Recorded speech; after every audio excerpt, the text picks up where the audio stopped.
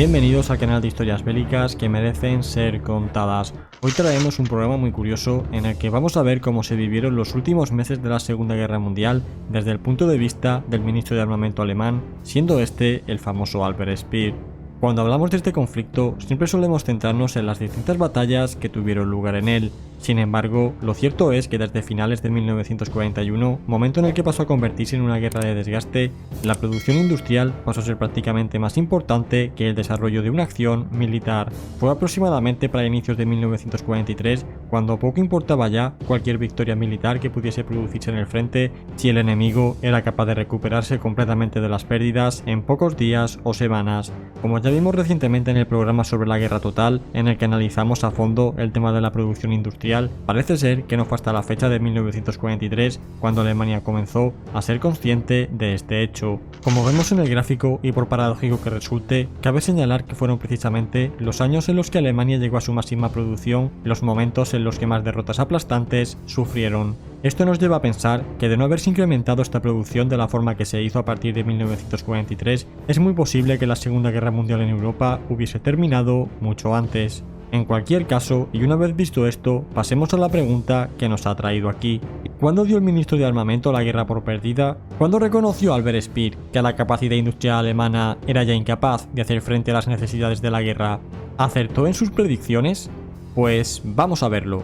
Durante la Segunda Guerra Mundial fueron dos las principales regiones industriales que tuvo Alemania. En primer lugar, podemos destacar la cuenca del Ruhr, situada hasta cerca de la frontera natural de Alemania con Holanda. La segunda la encontramos en Silesia, ubicada esta en el sureste del Tercer Reich, en una zona que hoy en día pertenece casi en su totalidad a Polonia. Como decimos, aunque existían otros lugares esparcidos por toda Alemania, donde también hay una fuerte producción industrial, estos eran los dos más importantes.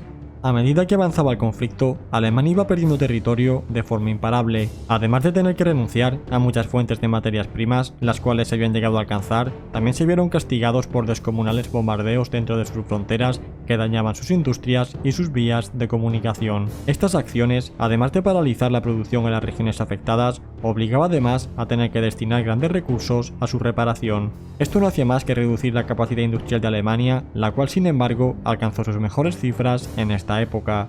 Cabe cuestionarnos aquí cómo hubiese sido la producción militar alemana en estos años de no haber contado con estos bombardeos. Bien, pues una vez visto esto, centrémonos ahora en Albert Speer y en su papel como ministro de Armamento y Producción de Guerra del Tercer Reich. Albert ocupaba este cargo de forma efectiva y con un control total sobre la producción militar de Alemania desde verano de 1943. Él fue el responsable de este milagro productivo, el cual pudo mantener algo más de un año y medio. Si bien hablar de derrotismo era algo que no estaba permitido y podía llevar duras condenas a aquellos que se atreviesen a poner en duda la victoria de Alemania en la guerra, Albert Speer comenzó a dar señales de esta inminente derrota a partir de finales de 1944. Tras las diferentes derrotas en el frente tanto oriental como occidental, la situación en la que se encontraba Alemania era muy difícil. Fue a comienzos de 1945 cuando en una conversación privada que Speer mantuvo con Goebbels le dijo que Alemania podría aguantar como mucho durante un año más en la guerra. Sin duda alguna, esta previsión fue muy optimista y tal vez lo hizo para animar al ministro de propaganda del Tercer Reich. Todo cambiaría cuando unos días más tarde los soviéticos lanzaron la ofensiva del Vistula Oder, la cual además de posicionarlos a pocos kilómetros de Berlín, se hizo con el control total de la región de Silesia, dando por terminada la producción militar alemana en ella. Tras esta pérdida, Albert Speer llegó a reconocer por primera vez y de forma abierta que la guerra estaba perdida. Muy posiblemente con la intención de no perder importancia y de seguir siendo considerado como un peso pesado dentro del gobierno alemán, Albert Speer, para principios de febrero de 1945, volvió a comunicar al resto de dirigentes alemanes que su ministerio estaba a punto de entregar una serie de armas decisivas y milagrosas, las cuales podrían provocar un cambio drástico en el campo de batalla, dando la victoria a Alemania. Sin que ninguna de estas armas fuese entregada, o al menos no en cantidades suficientes para tener algún impacto, a mediados de marzo, Speer reconoció que la economía y la producción alemana colapsarían por completo en no más de 8 semanas. Esta fue la única anotación del ministro en la que más o menos se acercó a la realidad, pues aunque para la rendición final de Berlín faltaban apenas 6 semanas, la fecha de rendición final del último gobierno del Reich sí que coincidió con esta predicción de Albert Speer.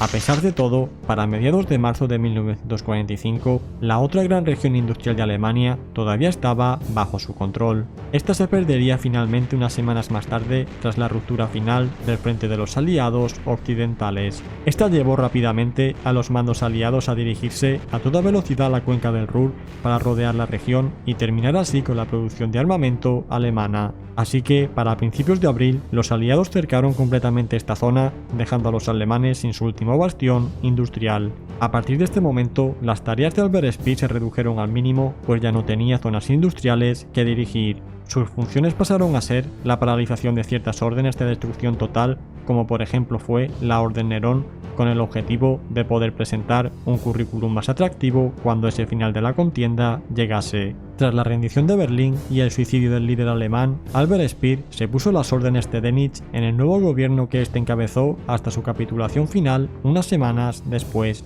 Una vez capturado, Albert Speer fue juzgado en los juicios de Nuremberg y se salvó por los pelos de ser condenado a muerte, pues 3 de los 8 jueces dictaminaron esa sentencia.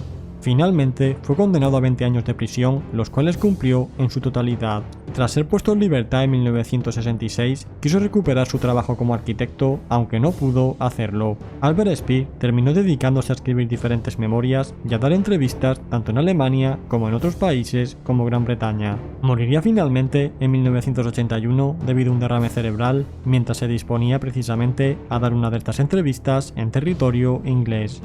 Bien, pues hasta aquí el programa de hoy, en el cual hemos analizado cómo fue la visión de las últimas semanas de la Segunda Guerra Mundial de uno de los personajes más importantes de la misma. Espero vuestras consideraciones sobre Albert Speer, el cual fue un personaje con gran capacidad para capear el temporal que en cada momento le vino. Esto es todo, suscríbete y apoya este canal si este vídeo te ha gustado y nos vemos en el próximo programa. Hasta pronto.